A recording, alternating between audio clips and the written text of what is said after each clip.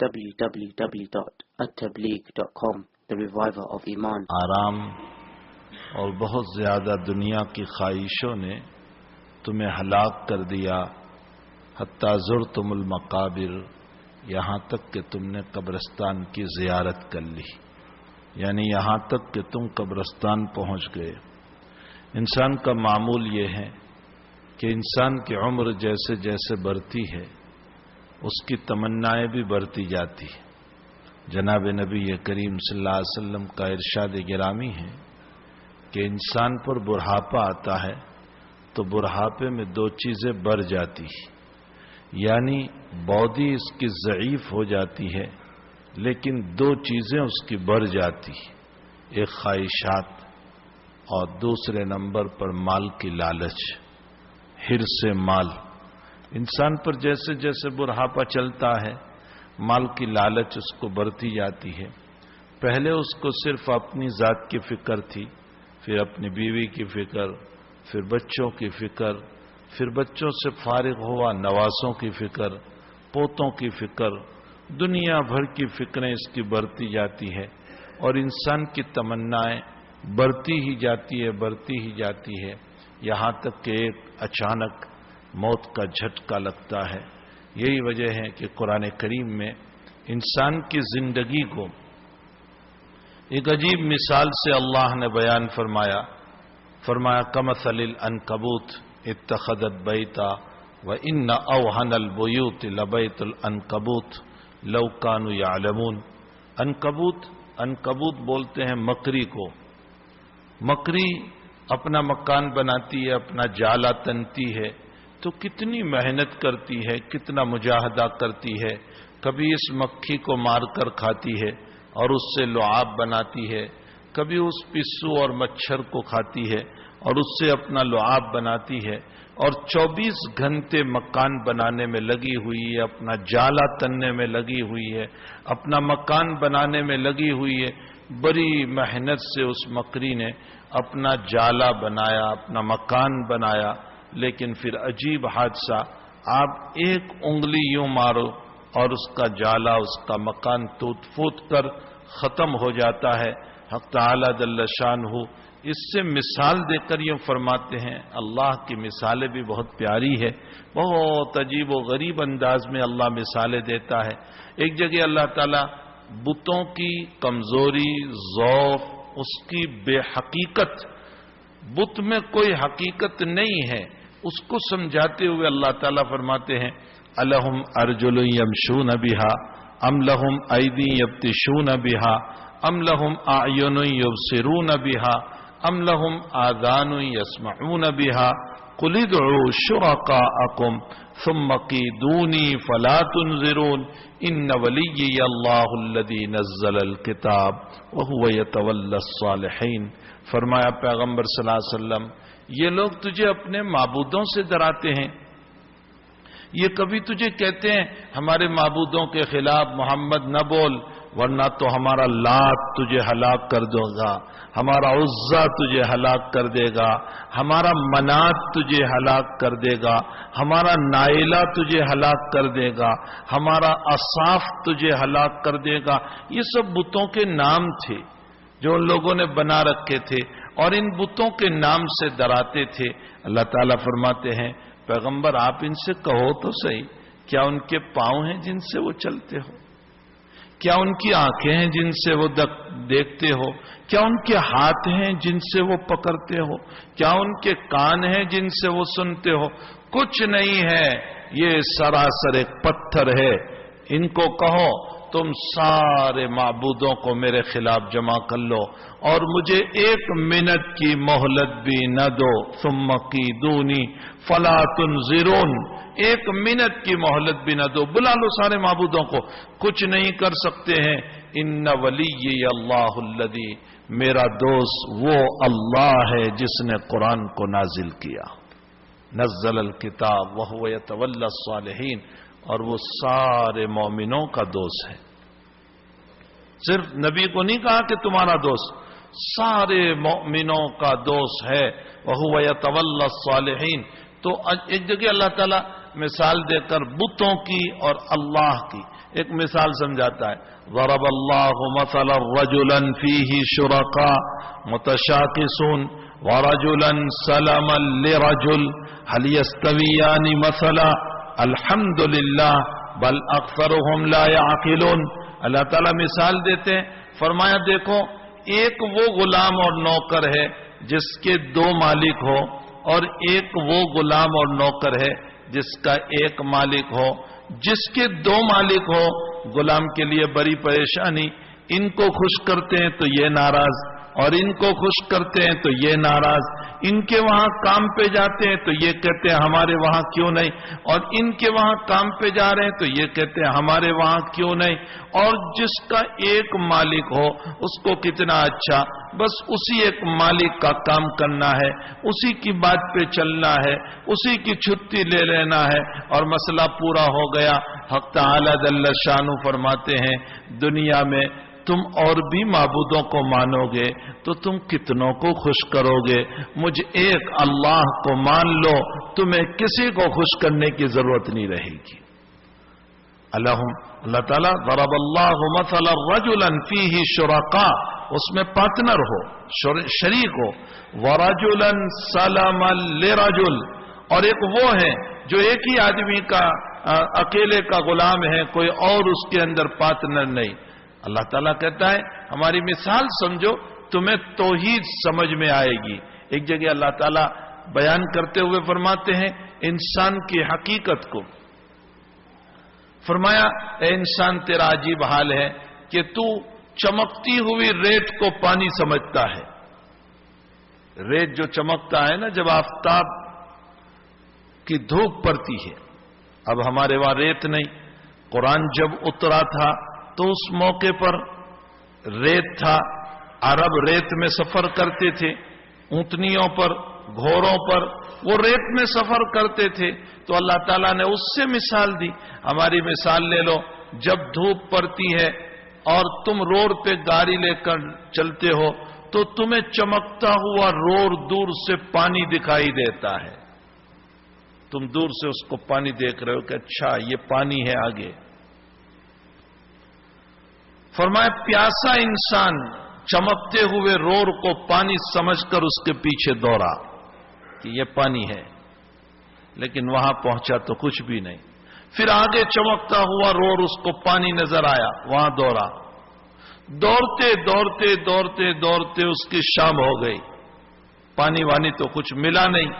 اللہ تعالیٰ اسی طرح قرآن میں فرماتے ہیں اے انسان تو دنیا کمانے کے لیے ایسے دوڑتا ہے کہ یہاں سے مل جائیں, یہاں سے مل جائیں, یہاں سے مل جائیں. اچھا یہاں نہیں ملا اور چھلانگ لگاؤ, وہاں سے ملے گا. اچھا وہاں نہیں ملا اور چھلانگ لگاؤ, وہاں سے ملے گا. تو نے بڑی چھلانگیں لگائی اور تو دنیا کمانے کے لیے دوڑتا رہا, دوڑتا رہا, دوڑتا رہا, یہاں تک کہ تیری زندگی کی شام ہو گئی. جیسے وہاں دوڑتا رہا پانی کچھ نہ ملا, یہاں دوڑتا رہا, اور جب ملے گا کتنا مقدر ہی کا ملے گا. انسان کتنی چھلانگ لگائے ملے گا مقدر کا, تقدیر ہی کا اس کو ملنے والا ہے, اس سے زائد اس کو ملنے والا نہیں ہے. میں ایک مثال سے سمجھایا کرتا ہوں.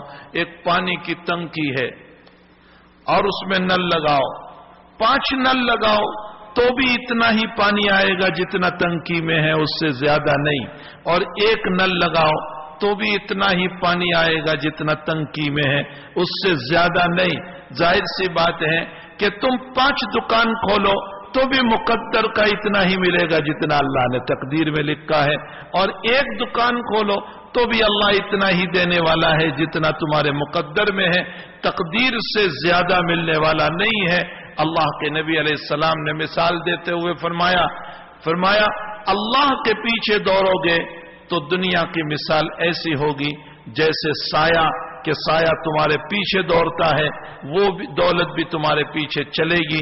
اور اگر تم دولت کے پیچھے دوڑنے لگے تو تمہاری مثال ایسی ہوگی کہ تم سائے کے پیچھے دوڑو, ہمارا سایہ گر رہا ہے, اب ہم اس کو پکڑنے چل رہے ہیں, تو میں آگے چلا تو وہ بھی تو آگے چلے گا, پھر میں آگے چلا تو وہ بھی تو آگے چلے گا. میں میرے سائے کے پیچھے دوڑوں گا, میرے سائے کو پکڑ نہیں پاؤں گا, اور اگر میں الٹا بھاگا تو میرا سایہ میرے پیچھے دوڑے گا. فرمایا اللہ کی طرف دوڑو, ضرور کام کرو، جاب کرو، دکان کرو، سب کچھ کرو، لیکن اعتماد اسی پر نہ لگاؤ. اور ایسا اعتماد نہیں کہ نمازیں چھوٹ جائیں، دین چھوٹ جائیں، سچ بولنا چھوٹ جائے، جھوٹ سے کمانے لگے، غداریوں سے کمانے لگے، بے وفائیوں. ایسا نہ کرو، ایسا نہ کرو. اگر تم ایسا نہیں کرو گے تو سایہ تمہارے پیچھے دوڑے گا. اور اگر تم جھوٹ سے، غداریوں سے، بے وفائیوں سے، دھوکے بازیوں سے، نماز کو چھوڑ کر غلط طریق پر ڈرگس کے ذریعے سے، حرام چیزوں کے ذریعے سے اگر تم کمانے لگے تو اس کی مثال ایسی ہوگی کہ تم سائے کے پیچھے دوڑ رہے ہو. تم سائے کے پیچھے دوڑو گے، سایہ کبھی تمہارے ہاتھ میں نہیں آ سکتا ہے. تو میرے بھائیوں، اللہ جل شانہ قرآن میں بہت پیاری مثال سے سمجھاتا ہے کہ ٹھیک جیسے تم پانی تلاش کرنے کے لیے دوڑتے رہے اور شام ہو گئی، اسی طریق سے تم دنیا کمانے کے لیے دوڑتے رہے یہاں تک کہ زندگی کی شام ہو گئی اور موت کے جھٹکے نے تمہیں آ دبوچا.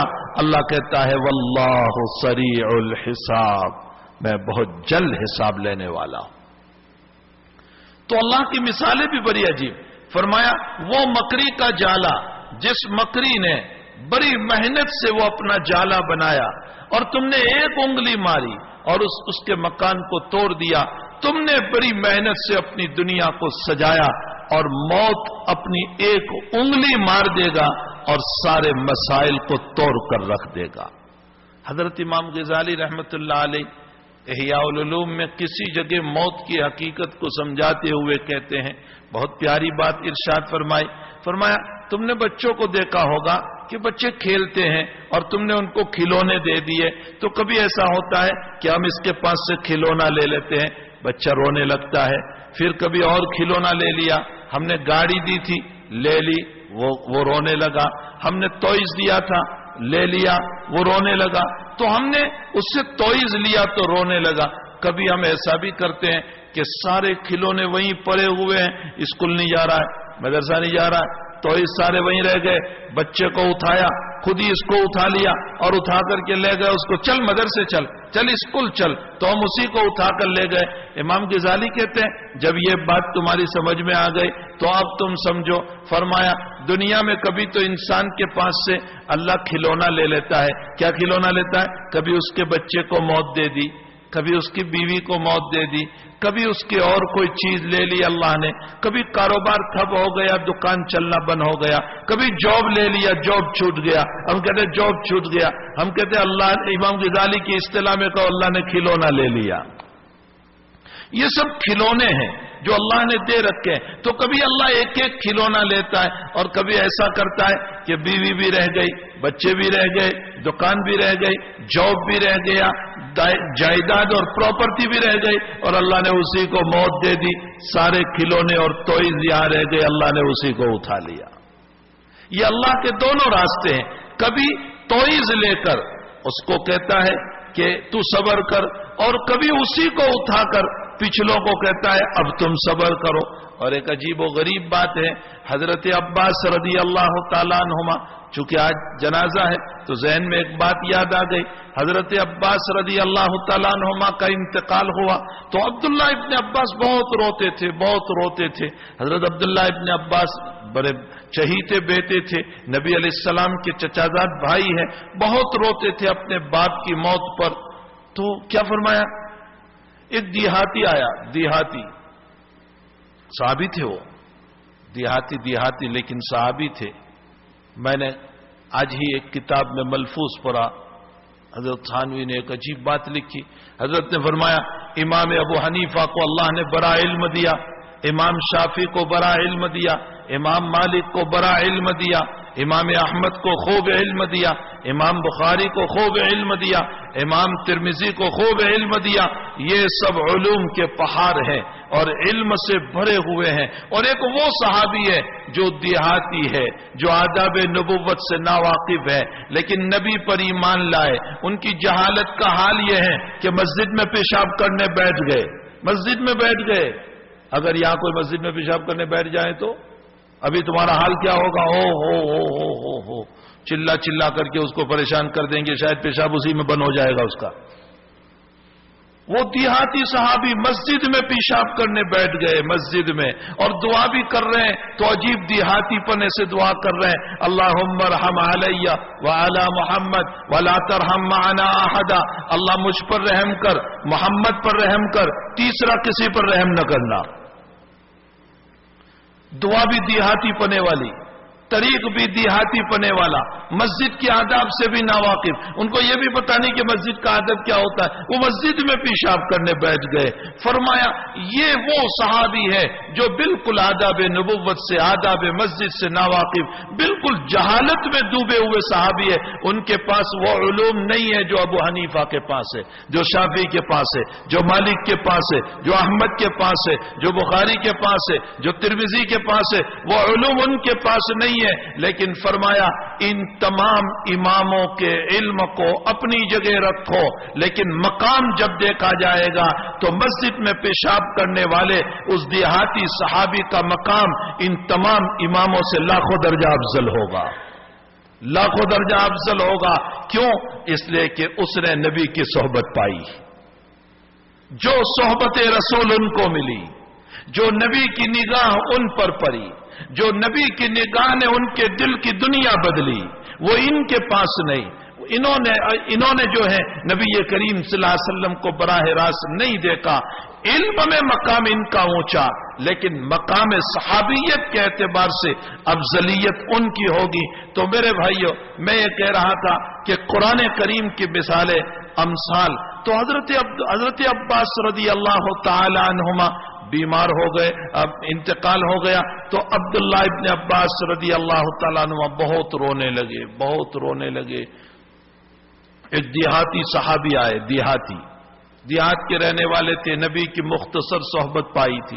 بے شمار صحابہ ایسے ہیں، بے شمار صحابہ ایسے ہیں کہ جو کچھ وقت کے لیے نبی کریم صلی اللہ علیہ وسلم کی خدمت میں آئے، چلے گئے، اس کے بعد ان کو ساری زندگی نبی کی صحبت میں آنا نصیب نہیں ہوا، ساری زندگی گزر گئی۔ وہ نبی کی مالک ابن حویرث رضی اللہ تعالیٰ عنہ 20 دن نبی کی صحبت پائی ہے، صرف 20 دن آئے تھے نبی کی خدمت میں، ایمان لائے، علم سیکھا، 20 دن پورے ہوئے تو اب کچھ ایسی حرکتیں اور حیتیں ان کی ہونے لگی کہ اللہ کے حبیب سمجھ گئے کہ ان کو گھر یاد آ رہا ہے، ان کو بیوی یاد آ رہی ہے، ان کو بچے یاد آ، چونکہ حضرات صحابہ بڑی عمر میں علم حاصل کرنے آئے تھے، کوئی 30 سال، کوئی 40 سال، کوئی 50 سال، کوئی 55 سال، کوئی 60 سال کے عمر میں نبی کے پاس علم سیکھ رہا ہے۔ بڑی عمر میں علم سیکھنے ابو بکر صدیق کی عمر نبی کی عمر کے برابر ہے اور وہ نبی سے علم سیکھ رہے ہیں۔ حضرت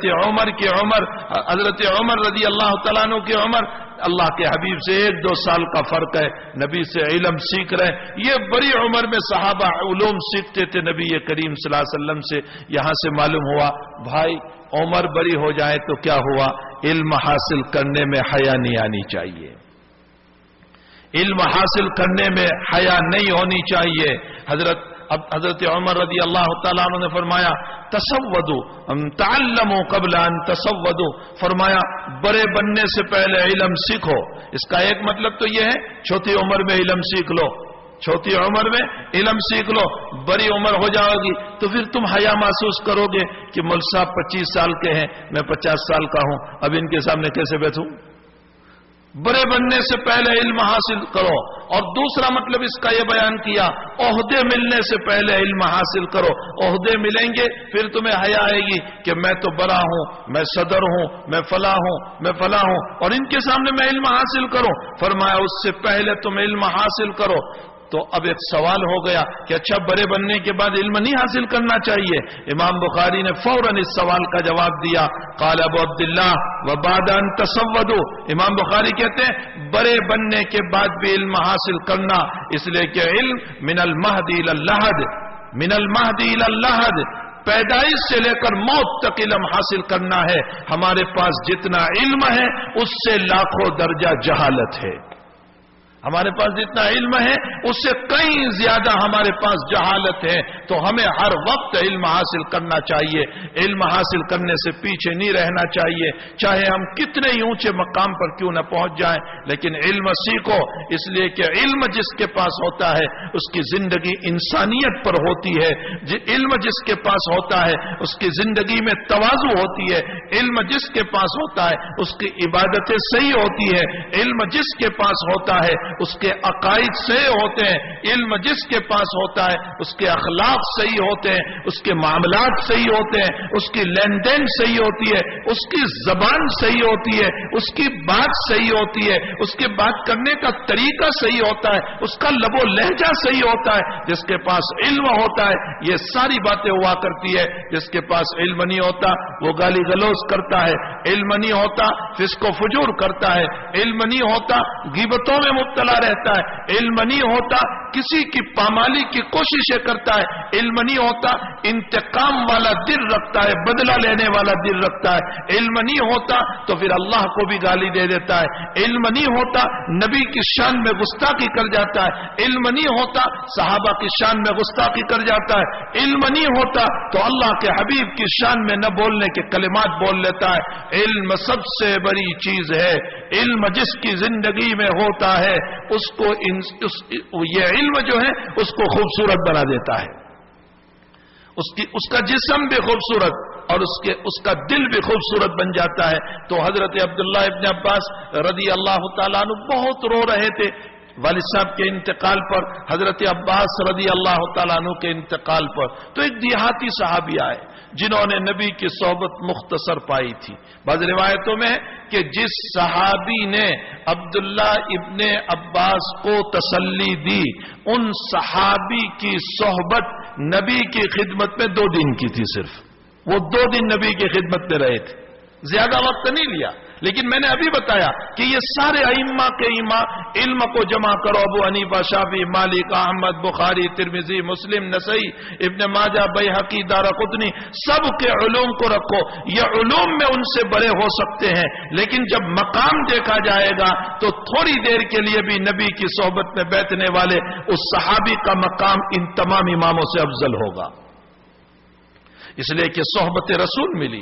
انہوں نے بخاری مسلم نہیں پڑھی تھی، انہوں نے ترمذی ابو داؤد نہیں پڑھی، انہوں نے نسائی ابن ماجہ نہیں پڑھی، انہوں نے براہ راست ذات اقدس کو پڑھا تھا، اللہ کے نبی کی ذات کو پڑھا، ان کے سامنے وحی اتری، نبی کی کیفیت ان کے سامنے تھی کہ وحی کیسے اتری، نبی اس وقت کس پوزیشن میں تھے، کن حالات میں ان پر وحی اتری۔ تو یہ جو حضرت عبداللہ کو تسلی دے رہے تھے ان کا حال یہ کہ 2 دن کی صحبت ان کو نبی علیہ السلام کی ملی، صرف 2 دن کی صحبت۔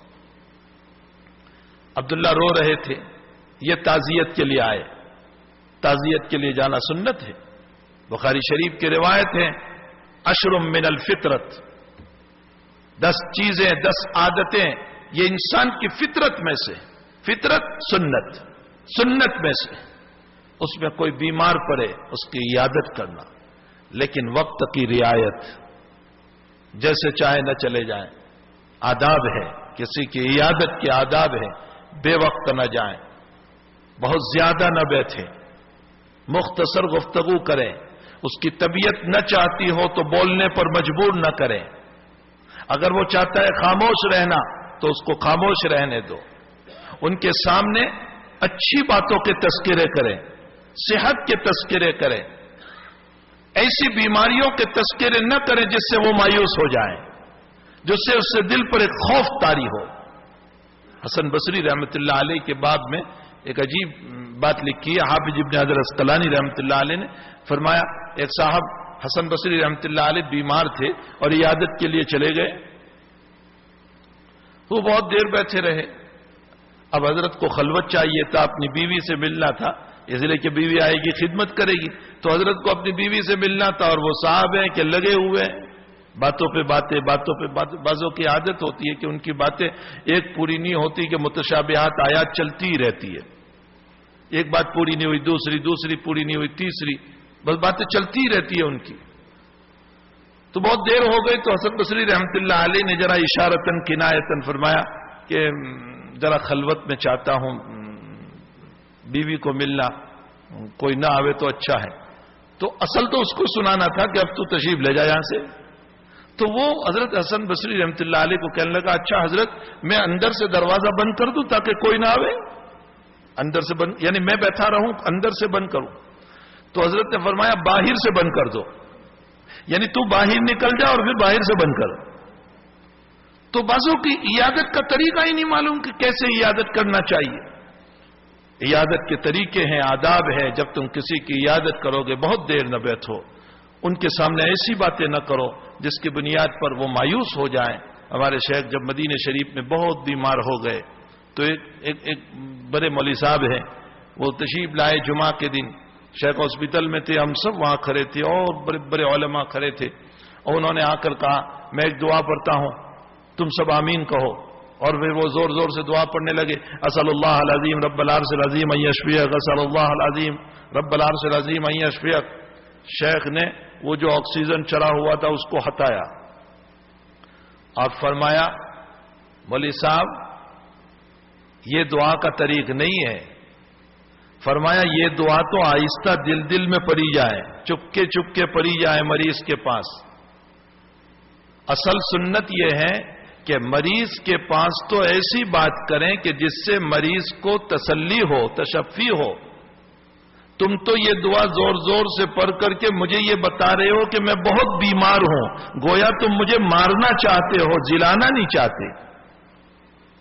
پھر فرمایا کہ بعض لوگوں نے یہ غلط طریق چلا رکھا ہے کہ زور زور سے دعا پڑھتے ہیں. فرمایا یہ دعا آہستہ پڑھو, البتہ بیمار کے سامنے تشفی اور تسلی کی باتیں کرو کہ معمولی بیماری ہے, کوئی عرض نہیں, ایسی بیماری تو آتی رہتی ہے, کل آپ اچھے ہو جاؤ گے, اللہ آپ کو کل شفا دے گا. فلاں صاحب بھی اس بیماری میں تھے, وہ بھی اچھے ہو گئے, دوڑتے ہو گئے, چلتے ہو گئے. اس طرح کی تشفی اور تسلی کے الفاظ کہے جائیں تو بیمار کی عیادت سنت ہے. اور کسی کا انتقال ہو اس کی جنازے میں جنازے کی نماز پڑھنا سنت ہے. اور اگر موقع ہو, کوئی حرج نہ ہو, تو پھر اس کی تدفین میں شریک ہونا یہ بھی سنت ہے. اور کوئی گرا ہوا ہے اس کو اٹھانا سنت ہے, کوئی معذور اور مجبور ہے اس کا تعاون کرنا سنت ہے, ختنہ کرنا سنت ہے. ایسی کچھ سنت نبی کریم صلی اللہ علیہ وسلم نے بتائی ہے. تو خیر میں یہ کہہ رہا تھا کہ وہ صاحب حضرت عبداللہ ابن عباس کی تعزیت کے لیے آئے. حضرت عبداللہ بہت رو رہے تھے. اپنے ابا کے غم پر رونا ایک فطری چیز ہے, یاد رکھیں, اپنے مرحوم پر رونا ایک فطری چیز ہے, فطرت ہے. نبی کریم صلی اللہ علیہ وسلم کے بیٹے حضرت ابراہیم رضی اللہ تعالیٰ عنہ کا جب انتقال ہوا تو حضرت بھی روئے, آنکھوں سے آنسو بہے, اور فرمایا انی بک لمحزون یا ابراہیم, ابراہیم تیری موت پر مجھے صدمہ ہے, مجھے غم ہے. حضرت سعد رضی اللہ تعالیٰ عنہ نے فرمایا انت تبکی یا رسول اللہ, اللہ کے نبی آپ بھی روتے ہو. تو اللہ کے نبی نے فرمایا سعد میرا بھی دل ہے, دل میرا بھی ہے, پتھر نہیں ہے میرا. بہرحال اور بعض روایتوں میں کہ سعد نے فرمایا کہ یا رسول اللہ میرے 11 بیٹے ہیں, میں نے کبھی کسی کو بوسہ بھی نہیں دیا. فرمایا تیرا دل ہے یا پتھر ہے؟ رونا ایک فطری چیز ہے, مرحوم پر رو, لیکن نبی نے چلانے سے منع فرمایا, شریعت کے حدود کو توڑنے سے منع کیا, کپڑوں کو پھاڑنے سے منع کیا, چہرے کو پیٹنے سے منع کیا. یہ سب شریعت میں ممنوع ہے. ورنہ رونا اپنی جگہ فطری چیز ہے, اس سے کوئی انکار نہیں کرتا ہے. تو حضرت عبداللہ بہت رو رہے تھے. وہ دیہاتی آئے, صحابی تھے, انہوں نے آ کر کہا عبداللہ انت الامیر, تم امیر ہو, اور جب تم رو رہے ہو تو رعایا کا کیا ہوگا؟ تم تو صحابی ہو, بڑے صحابی, تم رو رہے ہو تو ہمارا کیا ہوگا؟ اور اس کے بعد جو انہوں نے تسلی کے 2 جملے کہے, اوہو ہو, میں سمجھتا ہوں آج کا پروفیسرز بھی یہ نہیں کہے گا. جس انداز سے انہوں نے کہا, آج کے بڑے مفتی کے ذہن میں بھی اور بڑے علامہ کے ذہن میں بھی وہ بات نہیں آئے گی جو اس دیہاتی نے کہی. اور وہ کیسے کہی بات؟ اس لیے کہ نبی کے صحبت یافتہ تھی. صحبت رسول کچھ اور ہی چیز. انہوں نے کہا عبداللہ تم اپنے باپ پہ رو رہے ہو, تم اپنے باپ کی ساری خدمت کرتے, بہتر سے بہتر بستر اور کھانا دیتے, لیکن اللہ نے جو جنت دی وہ تم نہیں دے سکتے تھے. اللہ نے جو جنت دی ان کو وہ تم نہیں دے سکتے تھے. اور فرمایا تم صبر کرو گے تو تمہارا باپ تمہیں سب کچھ دے سکتا تھا زندہ رہ کر، تمہارے سر پر ہاتھ رکھتا، پیار کرتا، دلار دیتا، محبت کرتا، سب کچھ کر سکتا تھا. لیکن اس کی موت پر اگر تم صبر کرو گے تو اللہ جو جنت دینے والا ہے وہ تمہارا باپ نہیں دے سکتا. دونوں طرف سے تمہارے صبر پر اللہ جنت دے گا، وہ باپ نہیں دے سکتا تھا. اور دوسری طرف فرمایا کہ تم اپنے باپ کو سب کچھ دے سکتے تھے لیکن جنت نہیں دے سکتے تھے جو اللہ دینے والا ہے. تو بہرحال میرے بھائیوں، موت کا مسئلہ اپنی جگہ مسلم ہے. اللہ بڑے پیار سے کہتا ہے کہ دنیا کے حرص و لالچ نے تمہیں قبرستان تک پہنچا دیا. کلا، ایسا نہ کرو. پیار سے اللہ کہہ رہا ہے سوف تعلمون، ان قریب تم جان لو گے. ثم کلا سوف تعلمون، دوبارہ اللہ تاکید کر رہا ہے ایسا نہ کرو، ان قریب تم جان لو گے کہ مرنے کے بعد تمہارا حساب کیا ہونے والا ہے. کلا، ہرگز. پھر اللہ تیسری مرتبہ لترون الجحیم، اگر تم دنیا ہی کو اپنا معبود بنا کر بیٹھے ہو تو ان قریب تم جہنم کو بھی دیکھو گے. بہت پیار سے کہہ رہا ہے اللہ، دیکھو اگر تم نے اس دنیا کو اپنا معبود بنایا، اللہ کو اپنا معبود نہیں بنایا اور سب کچھ اسی پر قربان کر دیا، لترون الجحیم ثم لترونها عین الیقین. ایک علم الیقین، ایک عین الیقین. علم الیقین کا معنی علم سے کوئی بات یقینی طور پر پتہ چل جائے، اور عین الیقین کا معنی اپنی نگاہوں سے دیکھ لینا. اللہ کہتا ہے عین الیقین، یعنی تم مرو گے تو اپنی آنکھوں سے اس جہنم کو دیکھ لو گے. تمہیں دنیا میں یقین نہیں آتا تھا نا نبی کی باتوں پر کہ جہنم نہیں ہے، تمہیں یقین نہیں آتا تھا کہ آگ نہیں ہے، سانپ اور بچھو نہیں ہے، تمہیں یقین نہیں آتا تھا. عین الیقین، اپنی آنکھوں سے تم دیکھ لو گے کہ واقعتاً یہ تو جو نبی نے کہا تھا وہ سب موجود، قرآن نے جو کہا تھا وہ ساری چیزیں موجود. اور پھر اللہ تم سے کیا کرے گا؟ ثم لتسألن یومئذ عن النعیم. اور اب اللہ تم سے دنیا کی ایک ایک نعمت سے متعلق سوال کرے گا کہ ہم نے تم کو دنیا میں دیا تھا، تم اس کے بدلے میں کیا کر کے میرے لیے لائے، تم نے میرے لیے کیا کیا. اس پر اب ایک روایت سنو. اللہ کے حبیب پاک صلی اللہ علیہ وسلم مکان سے نکلے، مسجد نبوی میں بیٹھے ہوئے ہیں. اتنے میں حضرت ابو بکر آئے. دوپہر کا وقت، دھوپ ہے کڑاکے کی. تو حضرت نے صدیق اکبر سے پوچھا صدیق کیسے تم ابھی آئے دوپہر میں، یہ کڑاکے کی دھوپ ہے؟ فرمایا اللہ کے حبیب بھوک نے مجھے نکالا، بھوکا ہوں میں، کھانا کچھ نہیں. تو اللہ کے نبی نے فرمایا تیرا نبی بھی 2 دن سے بھوکا ہے اور بھوک نے مجھ کو بھی گھر سے نکالا ہے. اتنے میں عمر آ گئے. صحیح روایت، عمر آ گئے. فرمایا عمر اس وقت؟ فرمایا اللہ کے نبی گھر میں کھانا کچھ نہیں، بھوک نے نکالا. تو نبی علیہ السلام نے فرمایا اچھا ابو القبس کے باغ میں چلو. قریب میں ایک باغ تھا ایک صحابی کا، ابو القبس ان کا نام. فرمایا چلو ان کے باغ میں. جہاں وہ گئے تو ابو القبس پانی پلا رہے تھے باغ میں. خوش ہو گئے. کیسے خوش نہ ہوتے کہ نبی خود ہی تشریف لے آئے میرے باغ میں. تو فرمایا بھائی کھجورے لاؤ کچھ کھانا. تو وہ کچی کھجورے بھی لا رہے ہیں، پکی بھی لا رہے ہیں، اجوا بھی لا رہے ہیں، فلا بھی لا رہے ہیں، صفوی بھی لا رہے ہیں، مفت کہ نہ معلوم نبی کو کون سی پسند ہے. ساری قسم کی کھجوریں حضرت کے سامنے رکھ دی اور جو حضرت کی طبیعت چاہی وہ کھائی. ابو بکر نے کھایا، عمر نے کھایا.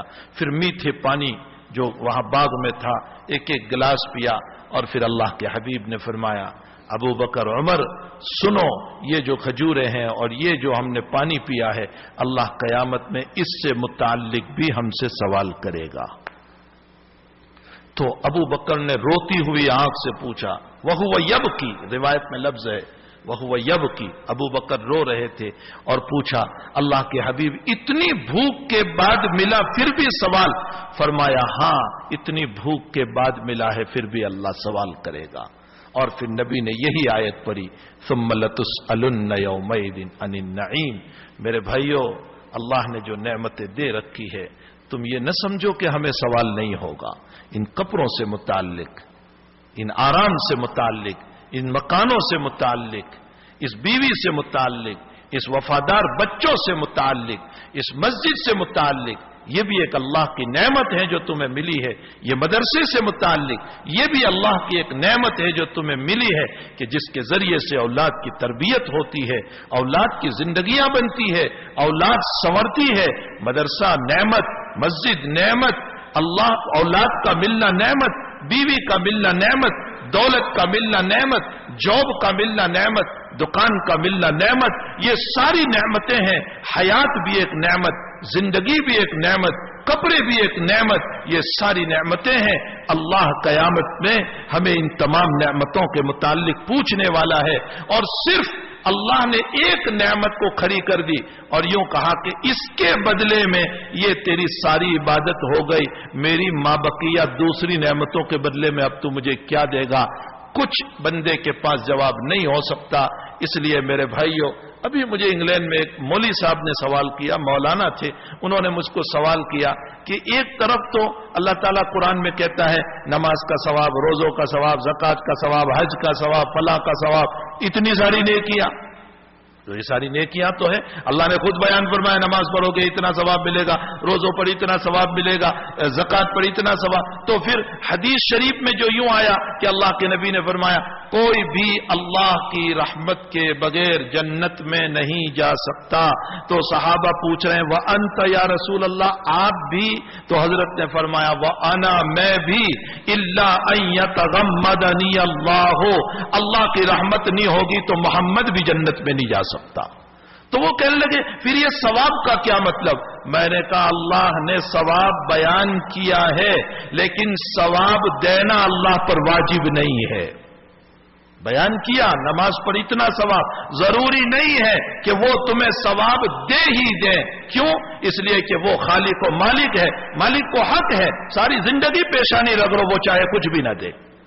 اور جب وہ کچھ بھی نہ دے تو نتیجہ یہی ہوگا کہ اللہ کی رحمت کے بغیر نہیں جا سکتی. اور دوسرا جواب حضرت جنید بغدادی رحمت اللہ علیہ نے دیا, فرمایا یہ ساری زندگی تم جو عبادت کرتے ہو اللہ کی ایک نعمت کا مقابلہ نہیں کر سکتی, تو پھر باقی نعمتوں کے بدلے میں ہم اللہ کو کیا دینے والے ہیں؟ ظاہر سی بات ہے اللہ کی رحمت ہی سے جنت میں جانے والے. اس لیے بھائی اللہ کی رحمت مانگو. بہت مشہور واقعہ ہے, اسرائیلی روایت ہے, اس وقت ذہن میں اسرائیلی روایت ہے کہ ایک عابد نے 500 سال تک اللہ کی عبادت کی. بنی اسرائیل میں 500 سال تک, بلکہ اللہ سے دعا کی کہ اللہ موت بھی آئے تو سجدے میں آئے. تو اللہ نے یہ بھی دعا پوری کی, سجدے میں موت آئی. اور روزانہ وہ روزہ رکھتا تھا اور انار کا ایک درخت تھا, ایک انار لے لیتا, ایک گلاس پانی, وہاں سے پانی کا چشمہ جاری تھا تو اس سے پانی پی لیتا. اب جب موت ہوئی اور دربار خداوندی میں اس کی حاضری ہوئی تو اب تعالی نے فرمایا جاؤ میری رحمت سے میں نے تمہیں جنت دی, جاؤ میں نے اپنی رحمت سے. تو وہ سوچنے لگا وہ عابد و زاہد کہ اگر تیری رحمت سے تو میری 500 سال کے روزانہ کے روزے اور روزانہ کی نمازیں اور سجدے اور عبادت, ان سب کے بدلے میں مجھے کیا ملا؟ علیم بذات الصدور نے کہا اچھا اپنی عبادت پہ تجھے ناز ہے. فرمایا اس کو کھڑا کرو جہنم کے قریب. جب اس کو کھڑا کیا گیا اور تپش جب جہنم کی لگی تو وہ چلانے لگا.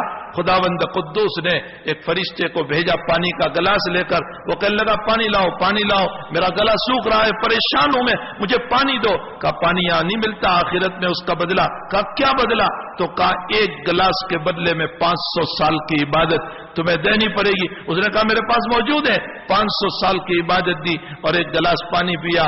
مالک کریم نے خداوند قدوس نے بلایا, فرمایا آؤ میرے بندے کو بلاؤ, لاؤ اس کو. اور یوں کہا 500 سال کی عبادت تو ایک گلاس میں چلی گئی, میں نے 500 سال تک تجھے روزانہ گلاس پلایا ہے اس کا بدلہ لا. میں نے 500 سال تک تجھے کھانا کھلایا اس کا بدلہ لا. میں نے سانس دیا اس کا بدلہ لا. میں نے تجھے یہ نعمتیں دی اس کا بدلہ لا. وہ بندے نے کہہ دیا اللہ تیری رحمت کے بغیر نہیں جا سکتا ہوں. تو نبی جیسا نبی کہہ رہا ہے محمد الرسول اللہ صلی اللہ علیہ وسلم کہ میں بھی اللہ کی رحمت کے بغیر نہیں جا سکتا.